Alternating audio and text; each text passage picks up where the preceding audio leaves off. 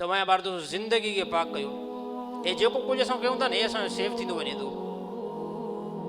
केतिरी बुराई कयो, बदमाशी कयो, हा हिकिड़ो टाइम आहे जो तव्हां फिरी फिरी फिरी फिरी पूरी काइनात में फिरी फिरी हिकिड़ी जॻह तव्हांखे स्टॉप करिणो आहे।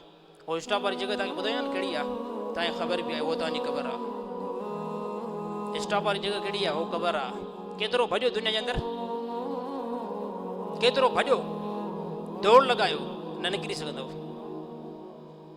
तव्हांखे बणायो अलाह आहे, पर जेको आहे निकिरी क़तन तौर ते न सघंदव। छाजे करे?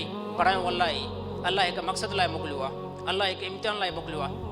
बदमाशी केतिरी बि कयो, इहो बदमाशी कंहिं इंसान खे नुक़सानु न ॾींदी आहे। इहा ख़ुदि उन इंसान खे ॾींदी आहे जेको इंसान पाण जेको गुनाह कमु करे थो। त तौबा कयो। तौबा जी अलाह ताला खां क़ैद न लॻाई आहे। हिकिड़ा माण्हू चवंदा आहिनि साईं असां जेको न तौबा कंदा आहियूं, असां हिकिड़ो गुनाह थी वियो, असां हुन ते तौबा कई, वरी साईं सुभाणे त गुनाह थी वियो आहे। ईअं थींदो आहे न साईं, इंसानु तौबा कंदो आहे, पोइ छा थींदो आहे, वरी जेको आहे सुभाणे वरी गुनाह थी वेंदो आहे। पोइ चवंदा साईं हाणे बार बार जेको असांखे गुनाह थिए थो, असां छा कयूं? मां ॿार दोस्तो बार बार तौबा कयो, बार बार तौबा कयो। शैतान तव्हांखे बार बार पकड़ थो ॾे न, शैतान बार बार तव्हांखे गाफ़िल थो करे न, तव्हां बि शैतान खे करे ॾेखारियो, बार बार अलाह जे दर ते अची करे अलाह खां माफ़ी घुरो। हिकिड़ो मिसाल ॾियां, कपिड़ा जो मुंहिंजा मेरा थियनि, मुंहिंजा कपिड़ा मेरा थियनि, इन कपिड़नि खे मां छा कंदुमि? मेरा थिया त पोइ मां उछले छॾींदुमि?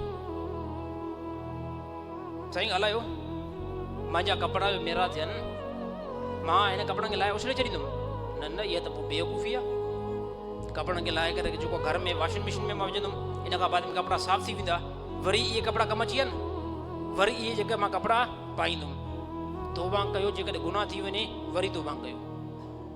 हे शैतान जो धोखो यार, गुनाह थिए थो वरी तौबा कयां, पोइ छॾेसि बसि तौबा ई नथो कयां, पोइ छॾेसि बसि तौबा ई नथो कयां। हली हली पोइ इहो शैतान जेको आहे न कुफर जे ॾाके ते इंसान खे पहुचाए छॾींदो।